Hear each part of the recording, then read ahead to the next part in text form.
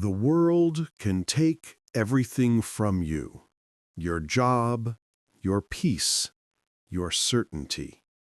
But it can't touch the one thing that truly matters, your mind.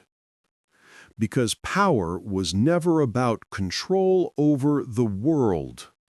It was about control over yourself. You have power over your mind, not outside events. And when you realize that, nothing can break you. The rain had been falling since morning, not the kind that cleanses, but the kind that lingers, heavy and gray, as if the sky itself had forgotten how to stop weeping. Ethan sat in his car, parked just outside the office building that had once represented everything he'd worked for.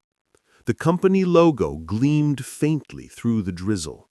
His name used to hang beside it, Ethan Cole, Director of Product Development. Now it was gone. He had been fired that morning. Not because of laziness or incompetence, but because the company had restructured, they said. Budget cuts, they added. Nothing personal. He had nodded politely, shaking hands with the people who'd just taken away a decade of his life. But now, alone in his car, the polite mask cracked. The storm outside was nothing compared to the one inside his mind. You have power over your mind, not outside events. The quote appeared in his thoughts like a whisper from a distant past, his grandfather's voice. He used to repeat Marcus Aurelius when Ethan was a boy. "Control the inner citadel," he'd say, tapping his temple. "Everything else is just weather." But right now, Ethan couldn't feel any citadel inside himself, only ruins. Chapter 1. The Breaking. That night, Ethan walked through his apartment like a ghost. The city lights bled through the blinds, slicing the room into fragments. On the table lay the letter from HR, still damp from his pocket. Next to it, an unopened bottle of whiskey, a gift from a colleague when he got promoted. He poured a glass, stared at it, didn't drink. Instead, he turned on his laptop and opened a blank document. The cursor blinked, patient, unjudging. He typed a single sentence. "I have no control." He stared at it for a long time. It looked like a confession. Then slowly he erased it and wrote, "What do I still control?" The question echoed. He couldn't control the company. He couldn't control his boss. He couldn't control the market, the economy, the gossip, the silence that followed. But he could control whether he drowned in resentment or learned to breathe again. He remembered something his grandfather once told him after his father had walked out. "Ethan, pain is what happens. Suffering is what you decide to do with it." He had rolled his eyes back then, but tonight the words felt like oxygen. Chapter 2. The Quiet Discipline. The next morning, Ethan forced himself out of bed. He didn't want to, but he did. He shaved, even though no one would see him. He put on his running shoes and stepped into the damp chill. The rain had stopped. The streets were glistening like glass. He ran through the park, breath heavy, thoughts heavier. Every step pounded a rhythm into his chest. Not everything is lost, not everything is lost. At a small cafe, he ordered black coffee and opened a worn journal. Inside, he began to write, "I cannot control losing my job. I can control how I react to losing my job. I cannot control other people's opinions.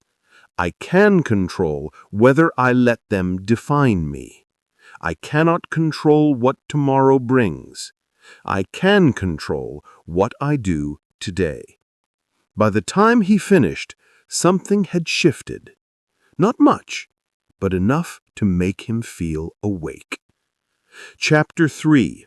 The World Moves On. A week later, Ethan met his former coworker Daniel for lunch. Daniel looked uncomfortable, glancing around the cafe as if afraid of being seen. "Man, I'm really sorry about what happened to you. They shouldn't have done that to you." Ethan smiled faintly. "They did what they thought they had to." Daniel frowned. "You're taking this way too calmly." Ethan stirred his coffee. "What's the alternative? Anger? Blame? It doesn't change anything." Daniel shook his head. "You were always the philosopher." "Not by choice, by survival." Later, as Ethan walked home, he felt something close to pride. For the first time, he realized he hadn't lost his strength, only his position, and those weren't the same thing. Chapter 4. The Stranger in the Park. A month passed. Still no job. The savings were thinning, and doubt started whispering again. One cold afternoon, Ethan sat on a park bench, staring at a group of children playing soccer. Their laughter carried through the crisp air. An old man sat beside him, bundled in a worn coat. "He remind you of simpler days, don't they?" he said. Ethan smiled. "They remind me of when life didn't feel like a battlefield." The old man chuckled. "It still isn't. You just started believing your peace depends on winning." Ethan turned to look at him. The man's eyes were clear, steady, the kind that had seen storms and learned to dance in the rain. "You sound like my grandfather," Ethan said softly. "Smart man, then. You know, Marcus Aurelius once said—" Ethan finished the line for him. "You have power over your mind, not outside events." The old man nodded. "Exactly. You can't stop the wind, son, but you can adjust the sails." Ethan smiled faintly. "Easier said than done." The man shrugged. "Everything worth doing is." When Ethan looked up again, the old man was gone, as if the moment itself had been sent only for him. Chapter 5. The Choice. Months later, Ethan had started his own small consulting business.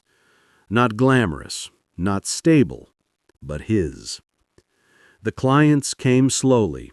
The bills piled up faster, but so did his resolve. He worked from a corner desk by the window, surrounded by quiet. No corporate noise, no politics, just work, purpose, and control over his own time. One evening, a client called, furious about a missed deadline caused by an internet outage. The old Ethan would have apologized 100 times, absorbed all the anger, and carried it like a burden. But now he listened calmly. "I understand you're upset. Let's focus on the solution. I can't control the past, but I can make sure this doesn't happen again." There was silence on the other end, then a sigh. "All right," the client said. "Do what you can." When the call ended, Ethan leaned back in his chair, exhaling slowly. He felt something powerful, not pride, not defiance, but freedom. Chapter 6. The Rain Returns. A year after losing his job, Ethan visited his grandfather's grave for the first time in a long while. The rain had returned, soft, cleansing, rhythmic. He knelt by the headstone and smiled. "You are right, old man. The world doesn't listen to our plans, but it listens when we change how we see it." He stayed there a while, letting the rain fall. He thought about the months of doubt, the fear, the nights spent wondering if he'd ever find his footing again. But the truth was, the storm had never been outside him. It had always been inside, and that's where he had learned to calm it. He whispered, "I have power over my mind. Not the world, not the rain, but this." He pressed his hand against his chest. "This is mine." Epilogue. The Inner Citadel. Ethan began teaching Stoic philosophy to others, not in classrooms, but through stories. At coffee shops, small online talks, community centers, people came to listen.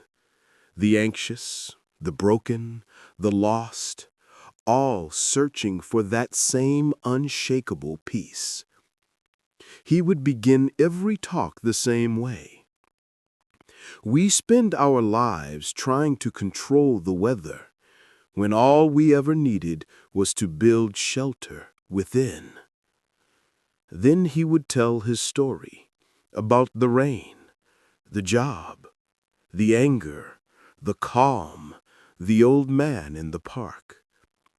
And at the end, he would smile and say, "You can't stop the storms, but you can stop letting them define you.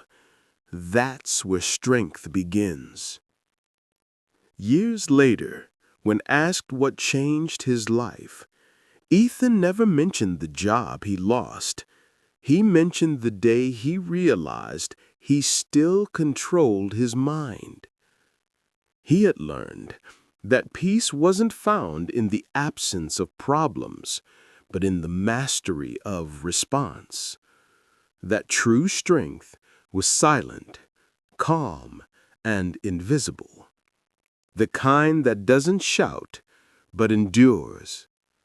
And that the greatest freedom a man could ever have was this: to remain unmoved when the world trembles, to choose clarity when chaos calls, to guard the inner citadel, no matter how loud the storm outside. Final lines. That night, as Ethan sat by his window watching the rain, he smiled. The sky still wept, but it no longer disturbed him. The storm outside was only a mirror. The real weather, the one that mattered, was calm. And in that calm, he found his strength. You have power over your mind, not outside events. Realize this, and you will find strength. Marcus Aurelius.